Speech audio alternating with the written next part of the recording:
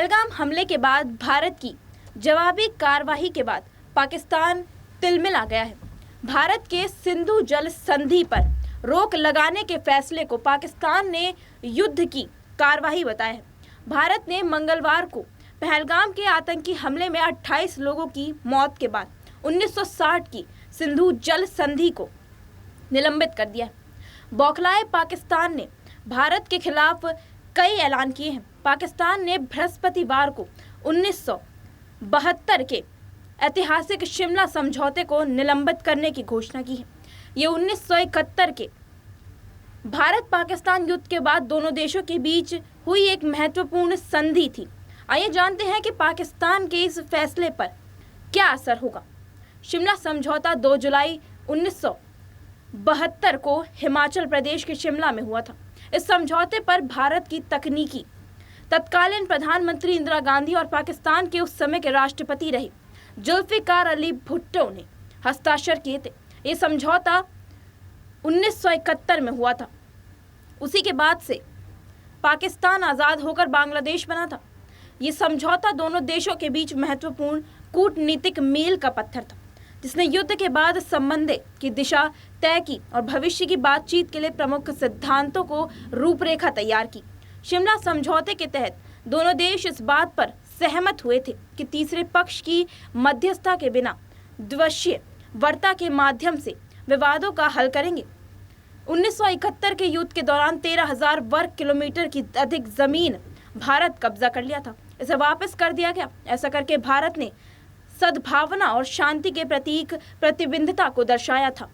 इस समझौते का एक और अहम पहलू ये था कि उसने 1971 की युद्ध विराम रेखा को नियंत्रण रेखा में बदल दिया था, जिसमें जम्मू एंड कश्मीर के वास्तविक सीमा स्थापित हो गए थे।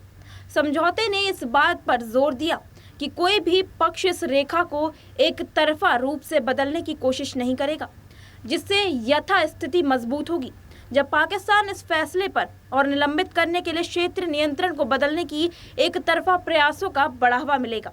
शिमला समझौते के निलंबन में पाकिस्तान और LOC को फिर से युद्ध विराम रेखा के रूप में विरावर्गीकृत हो सकता है, जिससे सैन्य कार्रवाई पर कानूनी अड़चनें कम होंगी। ये पाकिस्तान के दृष्टिकोण में रणनीतिक बदलाव को चिन्हित करता है।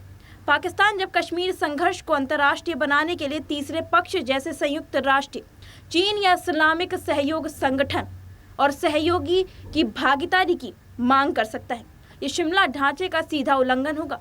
ये भले ही कहा जा सकता है कि शिमला समझौते से हटने के बाद पाकिस्तान कश्मीर के मुद्दे को अंतर्राष्ट्रीय बनाने की कोशिश करेगा, लेकिन हकीकत यह है कि समझौते में रहते हुए भी पाकिस्तान यही करता रहा है।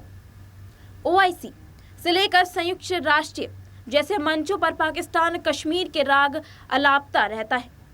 ये बता दें कि सरीन इस्लामाबाद के इस फैसले को भारत के लिए महत्वपूर्ण नहीं मानते हैं। BBC के सरीन ने कहा कि शिमला समझौते को पाकिस्तान बहुत पहले छोड़ चुका है। कारगिल की जंग और आए दिन सीमा पार के गोलीबारी इस बात का सबूत है कि वह इस समझौते को शिमला समझौते से निलंबित करने की घोषणा की एक और मरे हुए समझौते को अंतिम संस्कार बताया। उन्होंने कहा कि इसके भारत को कश्मीर पर बड़े फैसले लेने में मदद मिलेगी। अगर शिमला समझौते में निलंबित के बाद पाकिस्तान अब नियंत्रण रेखा को मान्यता नहीं देगा, तो यदि भारतीय सेना सीमा की परिभाषा तक पहुंचने के लिए पश्चिमी की ओर बढ़ती है, तो इस्लामाबाद भारतीय तोपखाने विशेष रूप से पिनाका जैसे रॉकेट प्रणालियों की पहुंच में होगा। आपका इस पूरे मुद्दे पर क्या राय होगी, हमारे साथ साझा करिए कमेंट बॉक्स में। और ऐसे ही दुनिया देश की तमाम खबरों से जुड़े रहने के लिए बने रहिए हमारे साथ SPN9 न्यूज़ पर।